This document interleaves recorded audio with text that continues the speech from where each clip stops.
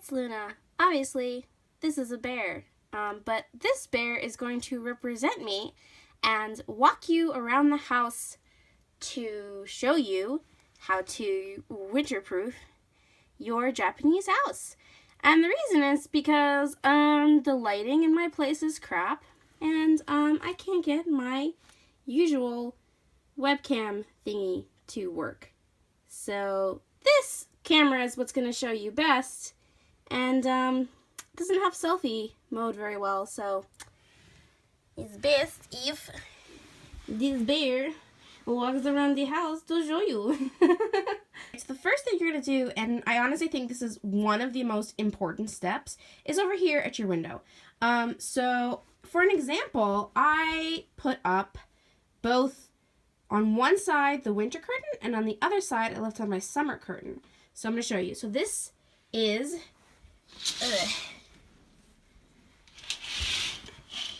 so I have a double curtain rod. So if you don't have that, you should definitely get it, at least in whatever room that you're like living in. My kitchen doesn't have that, and that's okay because I don't spend too much time there. But definitely, if you don't have it, try your best to get it because it makes a world of difference, I am telling you. So this is the first layer of the curtain, and it's thick enough, and it's also decorative and pretty.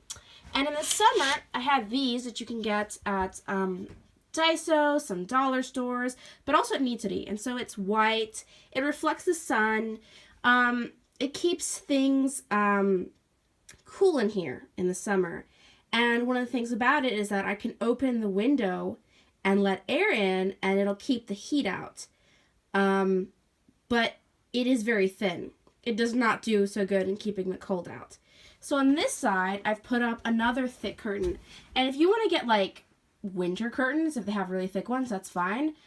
These came with a house, so I didn't feel like spending money on like thicker ones, and they do a job just fine.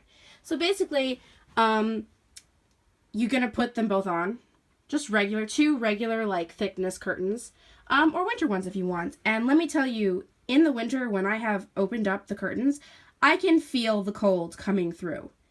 Like, it really does block out the cold, that double layer. Like, oh boy, let me tell you. So that's one of the first and most important things you're going to do. All right, next one. All right, so the next thing you're going to need is bubble wrap for your windows. And I feel like most people probably knew this because it does exist in North America. But if you're from like the South, like Florida, like I am, and you have no idea what to do, I'm going to show you how to do this. So this is a type of bubble wrap that you do and do not want to buy, okay? So you're going to want to buy bubble wrap that is double-sided. And what I mean by that is that bubble wrap has a smooth side that's flat, and then the side with the bumps that has the bubbles. You don't want that. You want it to be smooth on both sides. So here is my actual hand. I'm going to show you. You see how on this side, it's really smooth. And then over here, you can see the bubbles coming out. That you don't want. It's not bad. You can use it. It doesn't insulate as well, and it does not stick as well to the window. Let me tell you, I had such a hassle trying to put this on last year, and it kept falling off, and I had to use double-sided tape, and I had to do all this jazz that I had to then remove later on when winter came, and it was not as easy as some of the other windows where I use this type, and it was just easy on, easy off. Loved it. And so this type, I'm going to get a little closer, it is smooth on both sides. Smooth on this side, smooth on that side. And that's going to make it really easy for it to just stick on and, like I said, just come off when you're done with winter. And I'm going to show you how to do that. Alright, so this is going to be a little hard to show, but basically you're just going to need a spray with water, just plain water, and the bubble wrap. And what you're going to do is you're going to take the window and you're going to just spray it and then put this thing on, just gently. It's really that simple. So you don't want it to be too heavy, but you do want to make sure to cover, like, especially the corners and edges. And just make sure that there's just, like, a light amount of water sprayed on. All right, do you see what I've done? All I've done is literally just touch it to it and then press down, and it just sticks with the water there.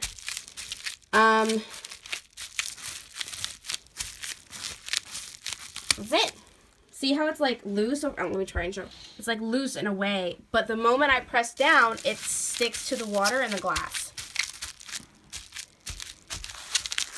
And this is what I mean by the double-sided like bubble wrap works really well for that. The other one does not. You really have to like tape it and use like spirit gum type thing, and it just does not work as well. And see, that's it. It's done. And then especially when like heavy winter sets, it's gonna stay there with like, if it comes off a little bit like accidentally, you really can just take some of your water and spray it, and it's gonna come back on because it's frozen. So that is a great little tip. And then in summer, it really does just peel right off. I love it. All right, we're here in the kitchen to show you the next thing you're gonna do, and that is these. These over here, the snowflakes, are condensation stickers for your window. Now this type of window, it is textured, so bubble wrap will not stick to it. Trust me, I've tried. Unless like you're really dedicated and you take like double-sided tape and all that jazz and put it everywhere. But otherwise, it's just like whatever. I prefer not to do that in here anyway because this is the sink. There's a lot of moisture going on here. There's a stove. So the condensation stickers really, really help. If not, it is going to be like dripping. You do not understand. And so you're going to put like a layer at the bottom that's going to catch it, and then you're just going to put some around just to make sure. I have not done this yet, but I would put some up at the top too. Because the condensation really does get everywhere, and I've noticed, especially in my bathroom. Let me show you actually the bathroom. So this is the bathroom, and I did the same. I put it at the bottom, and I put some on the sides. And I didn't put some on the window, but I'm going to. But I've noticed that in the winter, like, there will be, like, big amounts of water up here that, like, drip down over here. I used to put, my tampons and pads here, which are now over here on the shelf. And I quickly discovered that the water up there like pools and is not all caught by the thing because it's just on the sides, and rather just like I need some on top and around. Because it would drop down and wet my pads, then I couldn't use them. So that sucked. So make sure to, you know, put it around. It doesn't have to cover the whole thing, but like if you notice there's a spot that needs it, then use it.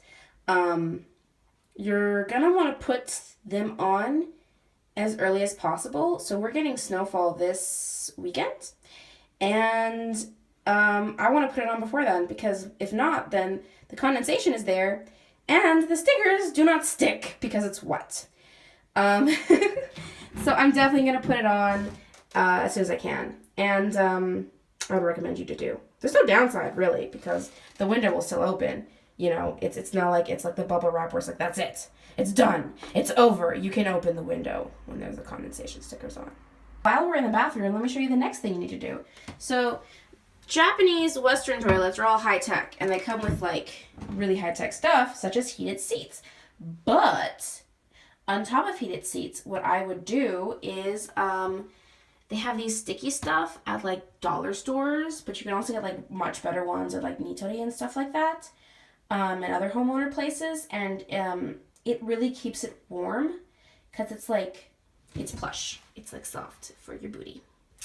We need to change that one because we got that one last year, and as you can see, it is breaking apart nasty because it came from the dollar store, so it is cheap and going to break apart. It also works if you don't have a heated seat, so we got that because our heated toilet was broken, and we had to wait to get it fixed, and it didn't get fixed until March. So that really, really helped us. Like, it wasn't warm, but it was not cold. Your seat, like, your butt was not sitting on ice. You know what I'm saying? Really important. Okay, this is the washroom, and I'm sure someone has already told you, but in case they haven't, if you have one of these things, you see that silver doohickey thingy? Okay, so that's where the water comes out of. You have one of those contraptions that you press the button, and you set the temperature, and you're like, oh, I want it at 40, I want it at 41, whatever. And it measures the temperature for you and puts it at that and keeps it at that temperature as long as you want. Like, it pours out the water and everything. You know what I'm talking about. So that's the thing that does it. And what it does is it measures the temperature outside. That's how it keeps it warm. It's like, okay. Like it also has like an atsume thing that's just like, oh, it's cold, warm it up for me. And it, checks what the temperature is. It's like, oh, this is 40. All right, so I need to put out this amount of hot water at this temperature to make it to 41 where my gal likes it. That thing does it. And so what happens is when it's winter, it measures the temperature outside and it's so cold that it breaks. So if the temperature drops to freezing or below, so 0 Celsius, you need to fill up this tub with water and keep it filled overnight and then cap it with that thing, because if not, it will break and it won't be fun. Okay, lesson over. Okay, so one more thing you guys are going to need for your living room or place where you're going to be spending most time in is your Kotatsu. Very, very important. So over here is our Kotatsu, and it has all the winter stuff that we need to put out and we haven't done yet. But here's the Kotatsu. So basically, if you're in Japan, you should know what a Kotatsu is. I'm sure everyone's talked about it, okay? So I don't need to talk about that. But basically, you're going to need, I made this mistake last year, and I corrected it. So I want to teach you. First thing you're going to do is, on the floor, underneath where the Kotatsu is, where you're going to be lounging, you're going to get one of these sheets. And I got this from Daiso. And it's basically just like a thermal sheet. It's like aluminum. Basically, it's reflecting the heat and keeping it in. So you're going to lay that on the floor first. Then, on top of that, you're going to put one of the sheets, right? So you put one of the sheets down, and then you put the Kotatsu on top, and then you put the sheet over like the Kotatsu and everything like that. So last year I didn't do that, and I had to keep the Kotatsu running, and the floor still felt a little cold. So I was like, oh, wow, I wonder why that. And then someone told me, like, oh, yeah, did you do this? And I was like, no, I didn't. And they're like, yeah, the heat's going to escape through the floor and just go down to the next person's house and heat up their ceiling for no reason. So you really need to put this to make sure that the heat stays inside the Kotatsu where you are sitting. And not heat up someone else's ceiling. All right, last off, we're in my bedroom. This is the tatami mat room. Okay, so this place does not have curtains. It just has this. And on the other side of the shoji is this. Now, technically, we could bubble it up, but we can't, because outside is the veranda where we keep our trash and where our washing machine is. So if we bubble it up, then we couldn't open that. And we need to open it because we need to wash our clothes. Got it. Okay. Anyway, the point is that there's no curtain here. There's nothing.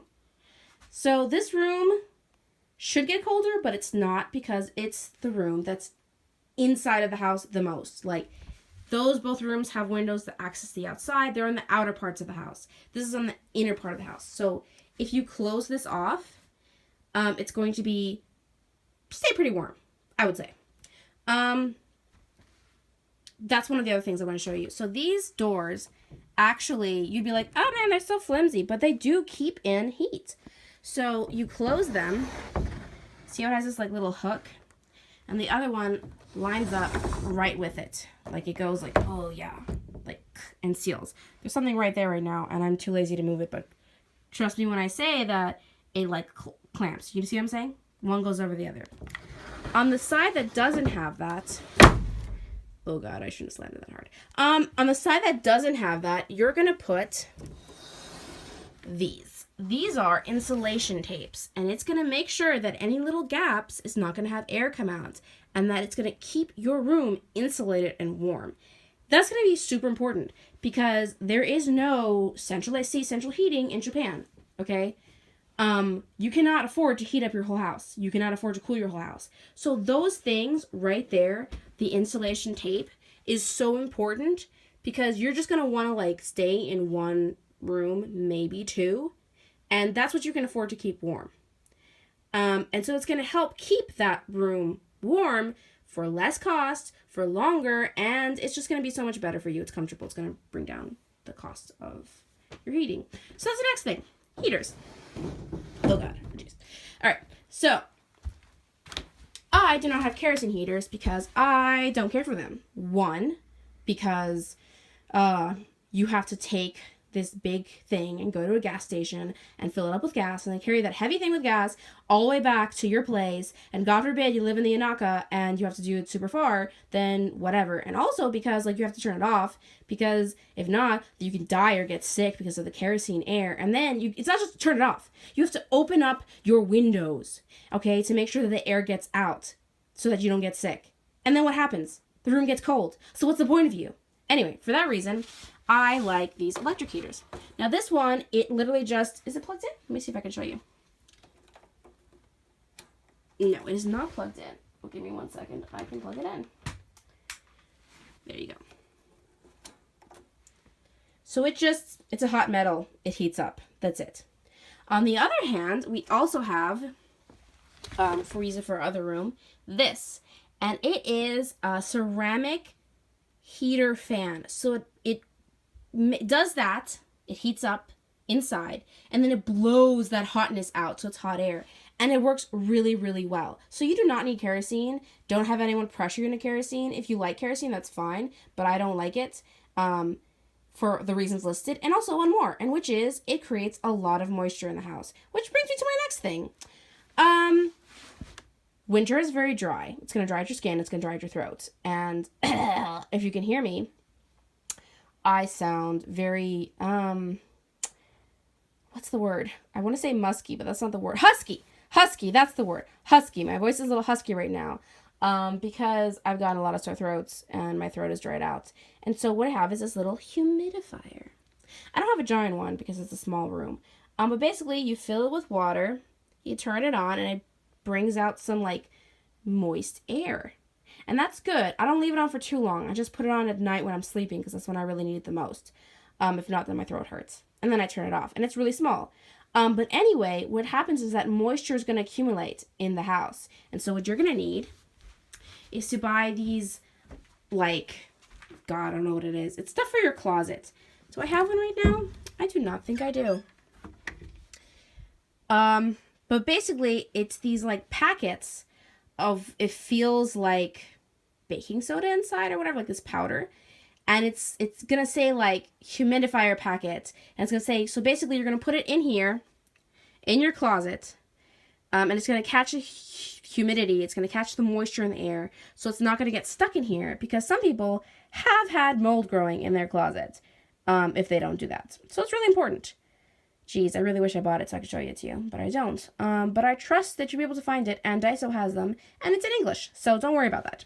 Alright guys, so some last tips that are going to help you is to get like house clothes, like pajamas that are made for winter, that are made for the weather, so that like you're not walking around in your underwear and being cold and like turning everything up. You know, get a double blanket or get a thick blanket for your room. Those insulating tapes that for the doors, they also have them for the windows. So before you put up the bubble wrap, make sure you put on the insulating tape in the windows to make sure that you keep out as much cold as possible. I'm not going to go too much into room wear because I feel like I might make another video on like winter dressing. Or there's plenty of them online, I'm sure. And maybe this exists too. But I promised a couple people that I would do this. So here's y'all's tips from someone who's from Miami and doesn't know how to deal with the cold. So you know that if I'm telling you that it's working, it's working. Okay, it definitely makes life livable and bearable. Okay, bye guys. Have a nice winter.